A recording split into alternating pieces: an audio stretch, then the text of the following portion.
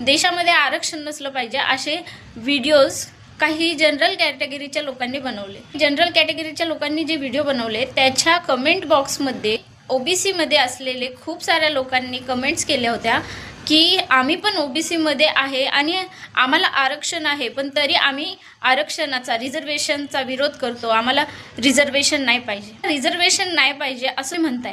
आणि दुसरीकडे जेव्हा मराठा आरक्षणासाठी आंदोलन करत होते, त्यांना ओबीसी मधून आरक्षण हवं होतं, तेव्हा आपण त्याचा विरोध करायला लागले होते की ओबीसी मध्ये अगोदरच एवढे सारे जाती आहेत, एवढे सारे लोक आहेत, तर त्यांच्या लेकरांच्या पोटावर पाय देऊ नका, ओबीसी मध्ये मराठ्यांना घेऊन आमच्या लेकरांच्या पोटावर पाय देऊ नका, अशा गोष्टी केल्या जात होत्या।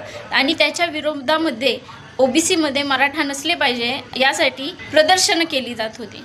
आणि आता तुम्ही म्हणताय की आपल्याला रिझर्वेशन, ओबीसीला रिझर्वेशनची गरज नाही। अरे बाबांनो, ओबीसीला रिझर्वेशनची गरज नसती तर मग मराठ्यांना येऊ द्या, सगळ्या मराठ्यांना येऊ द्या ओबीसीमध्ये।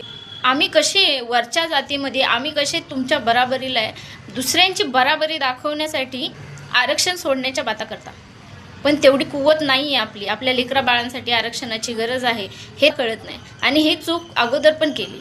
मराठ्यांना बाबासाहेब आंबेडकरांनी आरक्षण दिलं होतं, पण त्यांचा अहंकार, मी खालच्या जातीत का जाऊ, ह्या गोष्टीच्या अहंकारामुळे त्यांनी ते आरक्षण घेतलं नाही, त्यांनी स्वतः आरक्षण, त्याचे परिणाम आजच्या पिढीला भोगावे लागतात।